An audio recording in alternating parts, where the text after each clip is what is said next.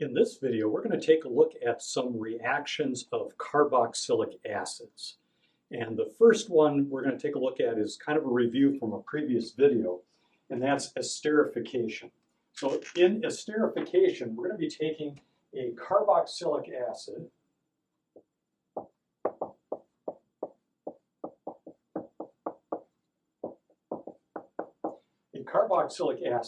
and we're going to turn it into an ester. Turning it into an ester. And with esterification, going in this direction,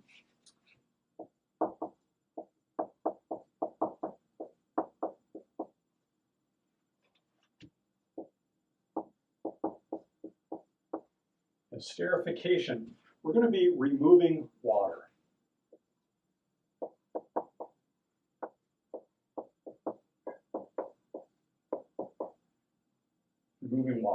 And in the opposite direction here, we're going to be adding water, and this is called ester hydrolysis.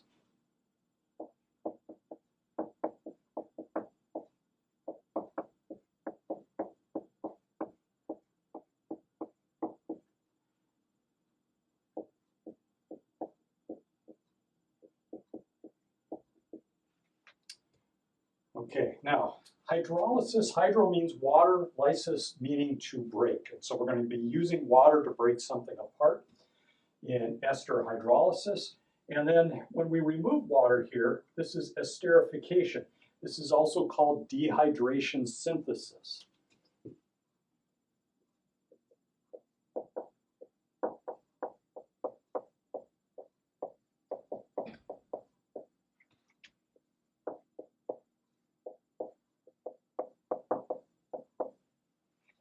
Dehydration synthesis. So dehydration synthesis meaning we're going to remove water to bring two things together. Now an example of this, if we want to take a look at an example, here's one of my favorite ones, pentyl ethanoate. So here we're going to take a carboxylic acid,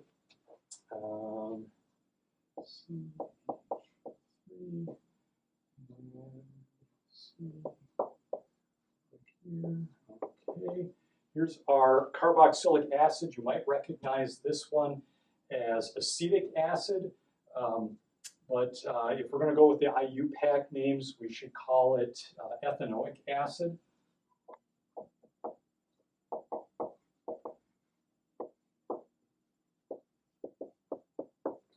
Ethanoic acid, and we're going to combine that with an alcohol. And so this alcohol we're going to combine it with is going to be pentanol. So pentanol will be 5 carbons. So I'm just going to shorthand this here. I'm going to go 1, 2, 3, 4, 5 OH here. So 1, 2, 3, 4, 5 OH. Okay, so this is pentanol.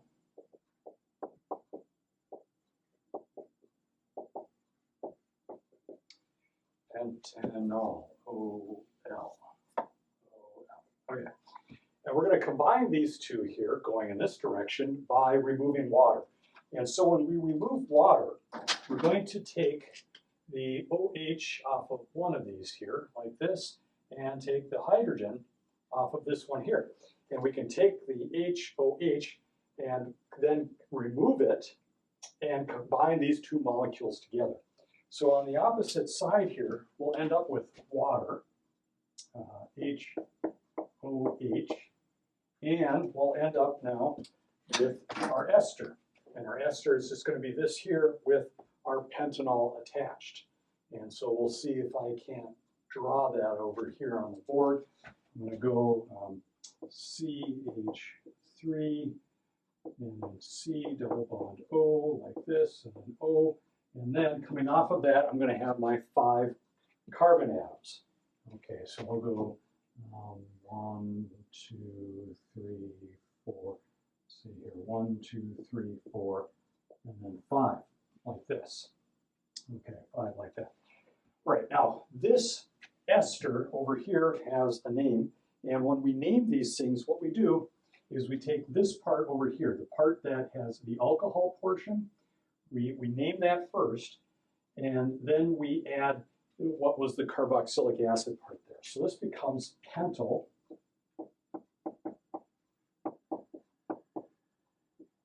Pentyl, okay, for the pentanol over there, ethanoate.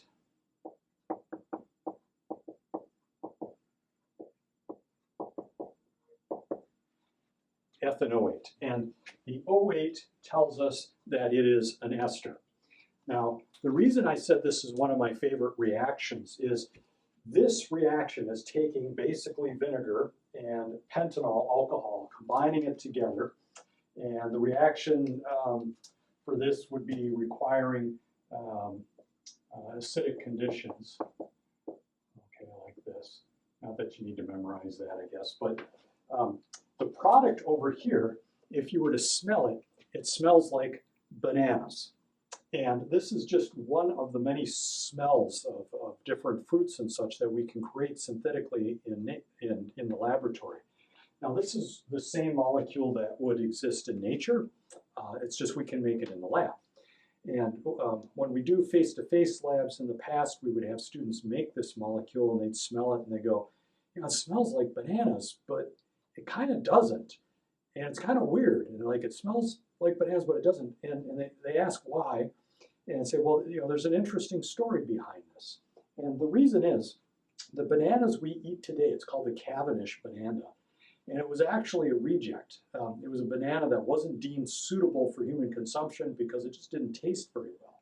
There was a better banana. And that banana, which was very common back in our grandparents' days, maybe your grandparents' days, I'm getting older, that banana had a much more intense, sweet, strong taste and flavor, and it is virtually extinct. Bananas are monoclonal, that is to say they're clones, and if a blight comes and affects one, it affects all of them. And this is what happened to that common banana, and it's virtually extinct. And so the one that we have today in the grocery stores, the Cavendish banana, is the reject. It's the one that wasn't deemed suitable, and so it smells different than what the original bananas smelled like back in our grandparents' days. And so, yeah, if you ever ask somebody older, they might tell you, oh man, bananas, they tasted so much better back in the day, and they'd be right.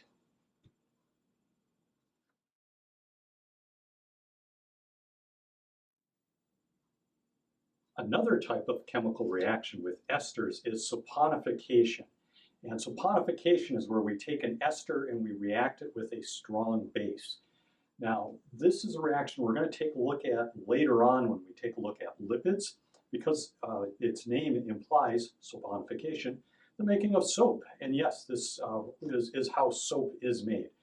Back in the day, people would take different things, lipids, animal fats, and oils and such, react them with strong bases to make homemade soap. And so we'll take a look at that when we get to lipids. But the basic reaction looks like this. We're going to start out with an ester. And in this case, CH3,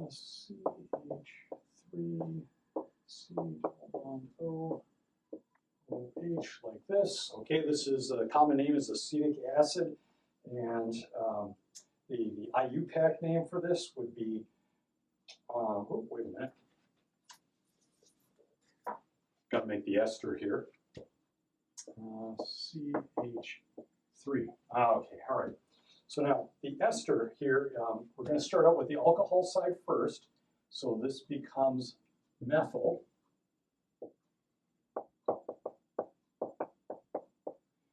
Methyl. And then we take the carboxylic acid side second. And so this here has got two carbons, so it becomes ethanoate.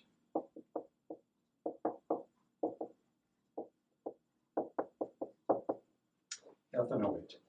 And sometimes the common name might be because of the original of this here was acetic acid, it might be methyl acetate.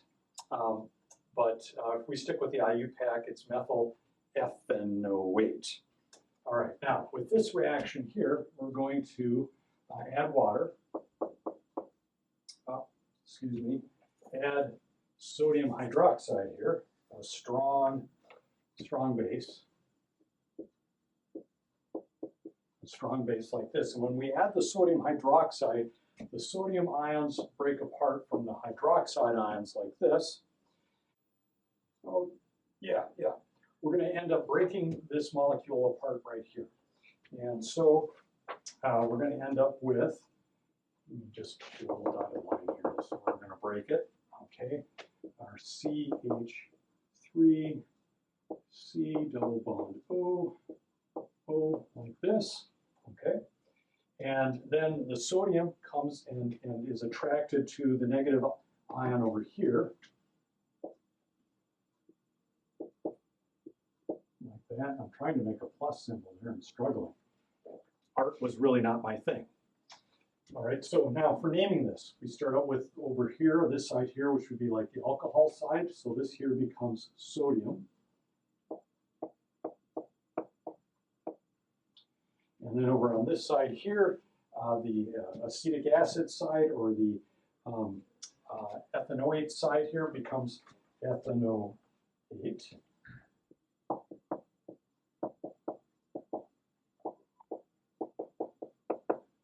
FNO8. Okay, and then what's left over? Well, we've cleaved this methyl group here, and we have this hydroxide here. And so they're going to come together and going to form CH3OH, like this. And we should recognize this. This here is that hydroxide group here attached onto a carbon. There's only one carbon, so this becomes methanol.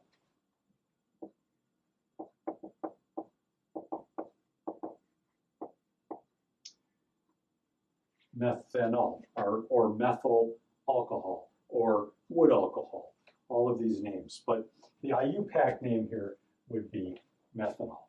Now this is Soponification, and we're going to come back to this one when we get to lipids later on in the semester.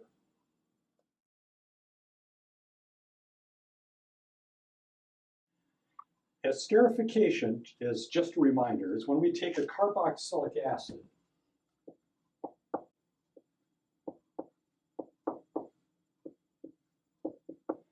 carboxylic acid,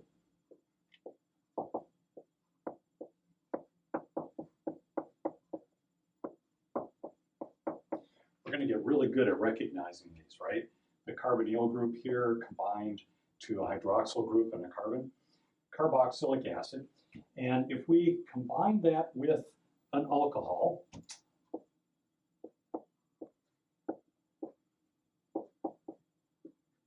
like this, we end up forming, under acidic conditions, we end up forming an ester.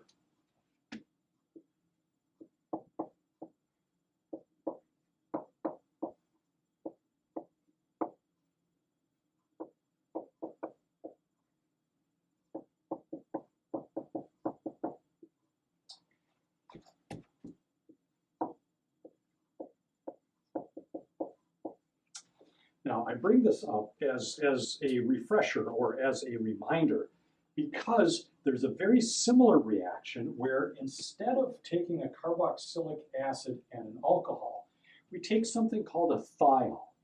And a thiol looks very similar to an alcohol. So a thiol, we're just going to replace this oxygen here with a sulfur. I'm just going to replace this with a sulfur atom like this, okay? And so when I do that, then this is no longer an alcohol. No longer an alcohol. This here becomes a thiol.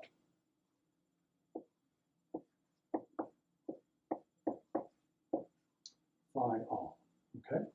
And so then what does the product look like? The product looks very much like this, very much like an ester, except we're going to end up adding that sulfur atom. And so when we add that sulfur atom, that's going to go right here, like this. Okay, right there. And then our product is now called a thiol ester. Thiol ester, and there'd be no space here. between those two, a thioester. So just very similar to forming an ester with a carboxylic acid and an alcohol is combining a carboxylic acid with a thiol to form a thioester.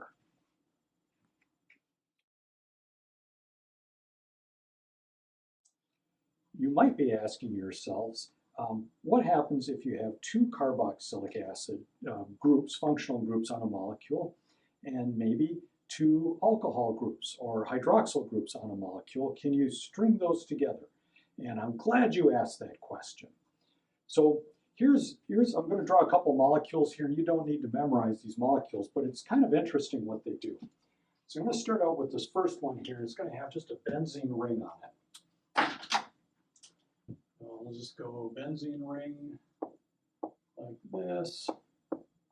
Okay, and then we're going to put our carboxylic acid like this. Like that. Okay.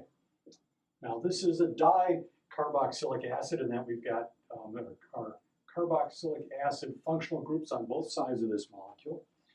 And what if we were to combine this then with a diol? That is an alcohol with two hydroxyl groups on it.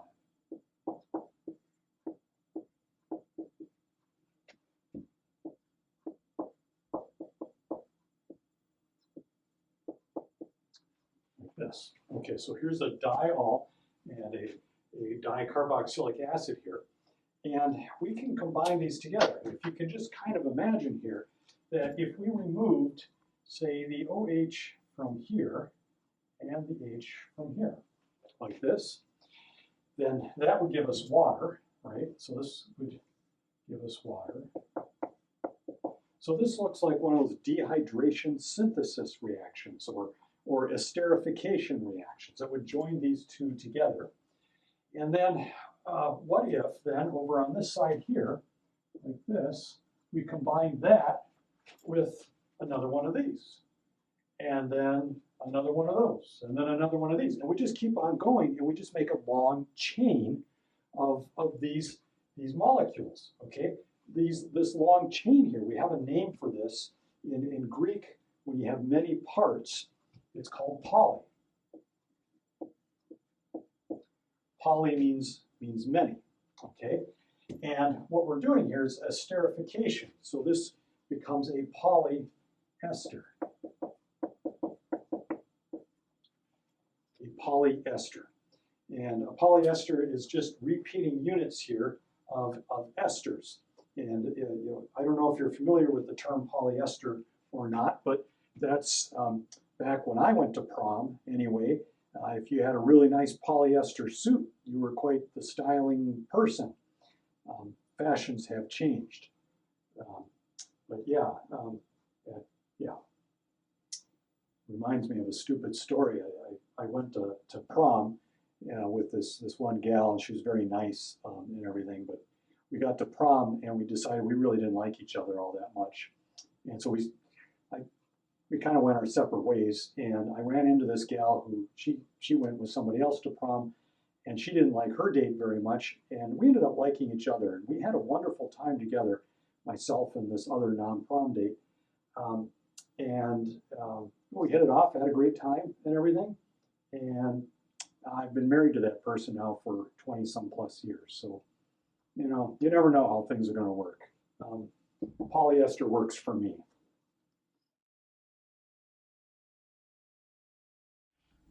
An acid anhydride reaction is when we take two carboxylic acids and we join them together by removing water. So, for example, if we have two ethanoic acid molecules or two acetic acid or two vinegar molecules like this, we're going to take our carbonyl, OH, like this, and CH3. This. Okay, this is our carboxylic acid, and this is ethanoic acid.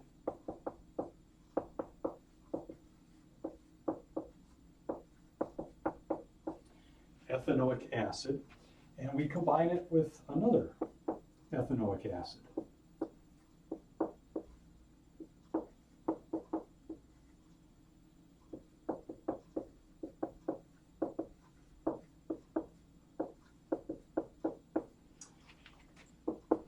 like this. And you might be able to look at this and see, oh, well, I've seen something like this before where we take the hydrogen off of one and the hydroxyl group off of the other. We combine those together and we form water. And so our products over here are going to be water,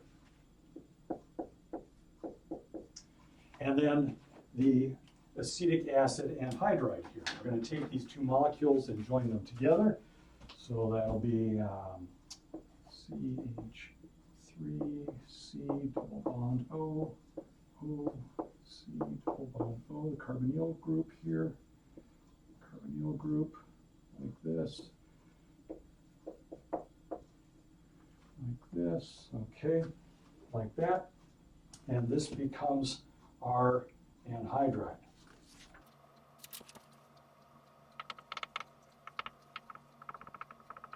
And naming this, we just take what it started with, this ethanoic acid, and we draw them together and we form the anhydride. So the name of this would be ethanoic anhydride. And the common name on that might be acetic anhydride. But we're going to stick with the IUPAC names, ethanoic anhydride.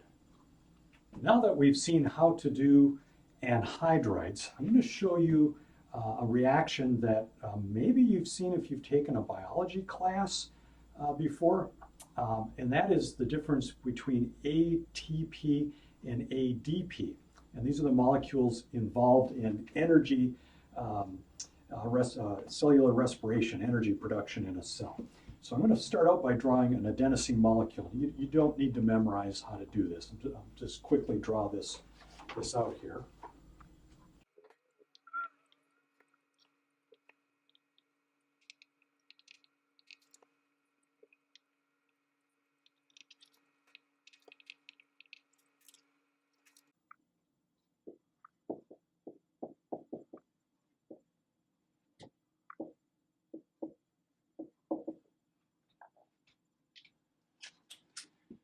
All right, so I've drawn out this molecule. This right here, this portion is called adenosine, and this portion right here is a phosphate group.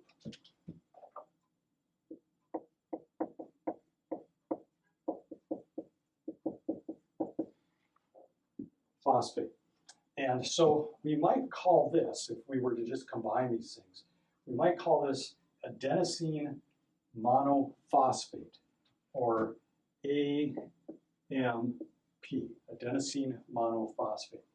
And if we were to combine another phosphate onto this, so if I were to draw another phosphate here, and I'm going to go like this, like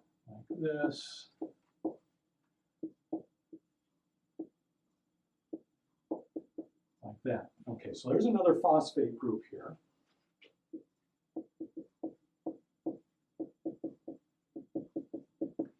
And we might imagine how they would be combined. We would take the hydrogen off of one of these and the OH off of the other, like this, and then that would then form water. There's that dehydration synthesis, or that esterification. And now we have two phosphates here. And so this becomes adenosine diphosphate, ADP, adenosine diphosphate, and we could combine one more. We could bring one more on here like this and go POH. Oh, forgot to put the H up there like that. Okay, double bond O and then OH like this. There's another phosphate here.